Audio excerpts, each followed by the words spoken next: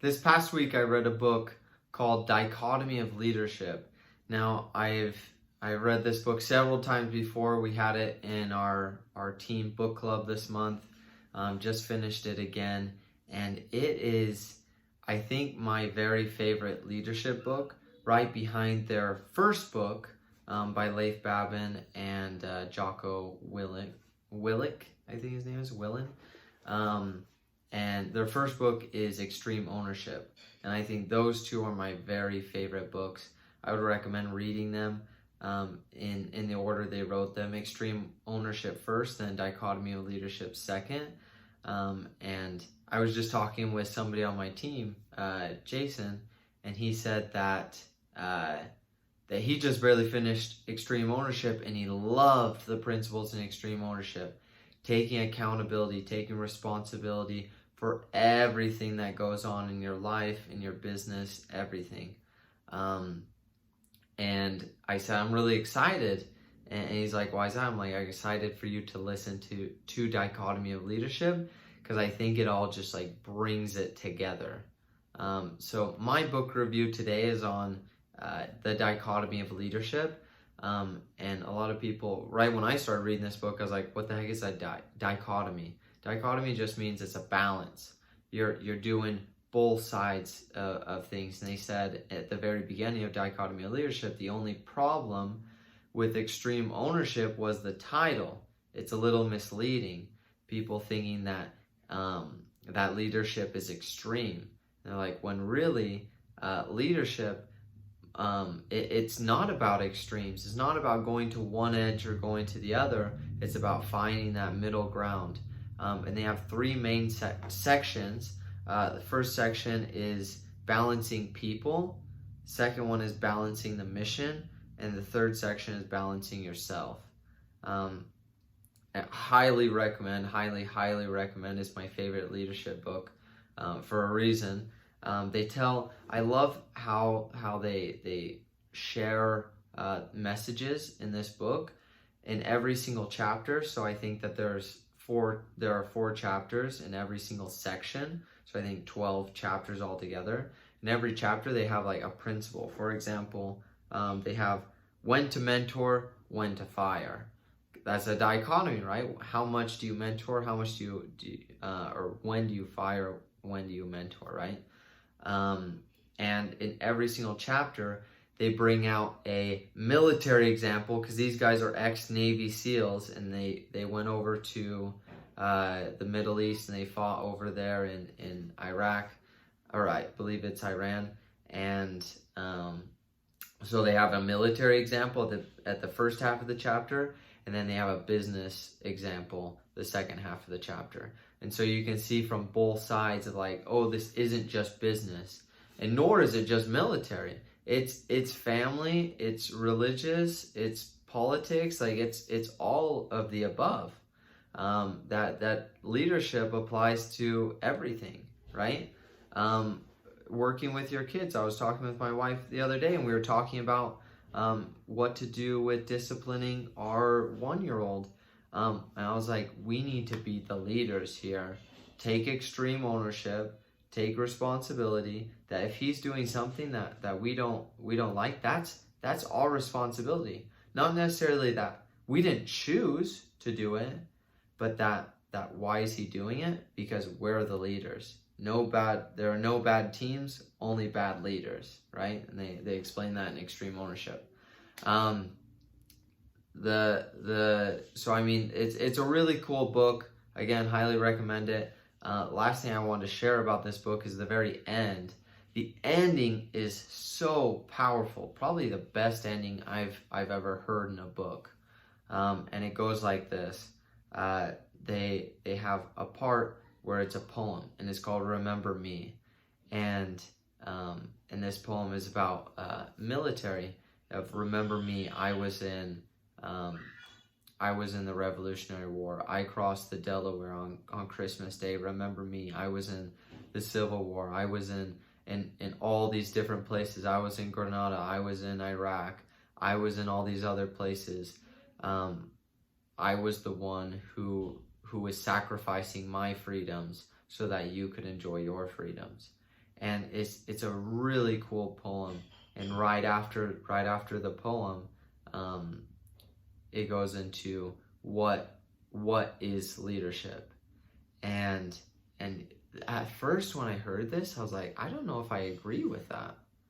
And then after thinking about it a little bit harder, I changed my mind. He says, leadership, like, let me ask you the question, what would you say, what is leadership? If you're in front of these two Navy SEALs and they're like, what is the definition of leadership? I'm like, I don't know what I would say. But they say their definition of leadership is winning at all costs. And right as I heard that, I'm like, well, yeah, but I used to think like that, but then you forget about the team. You forget about the people if you're all focused on winning, right? But they go to explain that winning at all costs means that you're not tied up. You're not focused just on one individual on the team. Let's say one individual on the team doesn't want to do something, and that's a part of your overall mission. Well, you can compromise the mission and compromise the other 10 people on the team and say, oh, we're not going to do this because one person doesn't want to, right? And so I thought, winning at all costs, what does that mean? And I would advise you to listen to what they explain, but here's what I got out of it. Essentially, winning at all costs means your team, you're the leader, and you set a mission. For example, with our business, we want to open up 100 dance halls across the country in the next 20 years. Okay, that's our mission. Okay, now let's say a customer comes to us and they're like, I don't want you to leave St. George. I just want you to have one dance hall here, and this is it, so you can focus on this dance hall. I think that will be the best for me and for all of my friends. Now, I have a decision to make whether to do that or to follow this mission. And I have to get really clear on why I'm doing this mission, make sure that it's something I really want to do, and if I do decide to do this, that this is the best for myself and for my team and for our customers, then I need to stick with this mission. And obviously you can choose different paths. You don't have to say, I'm doing this for the next 20 years and I have to stick with it. But if you don't have a mission, if you don't have something to achieve, you're just going to keep on going back and forth. And you can't do everything that everybody wants. A really good example is with our class right now, we're thinking of, do we want to have it at 2 hours?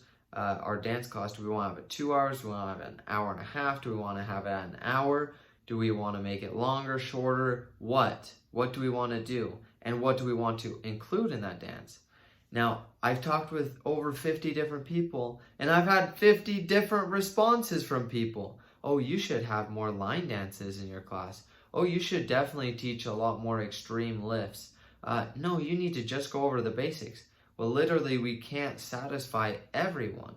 That's why we need to get really clear on what is our mission. Our mission is to help people make friends through country dancing, right? So if that's our mission, then everything we do needs to go through that mission. A part of that mission of helping people make friends, this is our primary mission, helping people make friends through country dancing.